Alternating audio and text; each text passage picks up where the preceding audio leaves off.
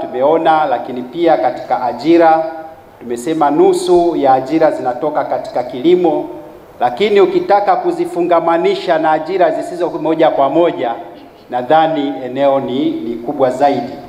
Na hii inaonyesha ni kwa nini tunatakiwa kuweka msisitizo mkubwa katika kilimo.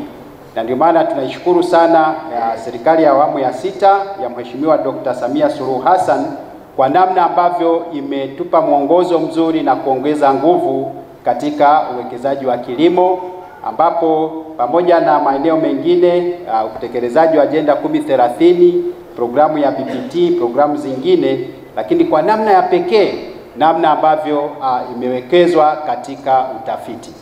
Mheshimiwa mgeni rasmi, nipende kujulisha kwamba katika hii miaka ya karibuni uwekezaji mkubwa sana umefanyika katika utafiti, na ndio maana hata tunaweza kuwa na wataalamu wetu wanaoweza kuja kutoa mafunzo hapa.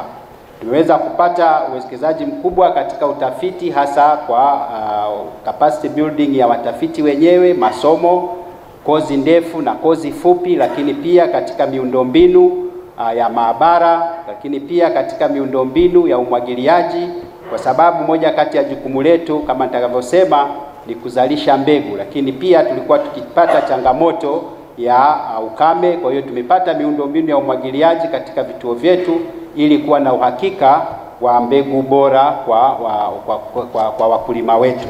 Kwa hiyo tunashukuru sana juhudi kubwa zilizowekwa na serikali kuisaidia taasisi yetu katika eneo hilo. Ndugu wageni waalikwa, serikali kushirikiana na wadau imefanya juhudi mbalimbali za kuongeza ujuzi kwa wafanyakazi, ambapo zaidi ya wafanyakazi 18,010 kutoka sekta ya utalii, usafirishaji na madini wamenufaika na mafunzo kuongeza ujuzi, na hivyo kuongezeka kwa uzalishaji na huduma bora katika mikoa ya Arusha, Kilimanjaro, Dar es Salaam, Mbeya na Geita. Pamoja na juhudi za serikali na wadau mbalimbali wa kuongeza ujuzi kwa wafanyakazi, bado kuna changamoto kama vile ufinyu wa kibali fedha ikilinganishwa na mahitaji makubwa ya mafunzo ya kuongeza ujuzi kwa wafanyakazi kutokana na mabadiliko ya sayansi na teknolojia.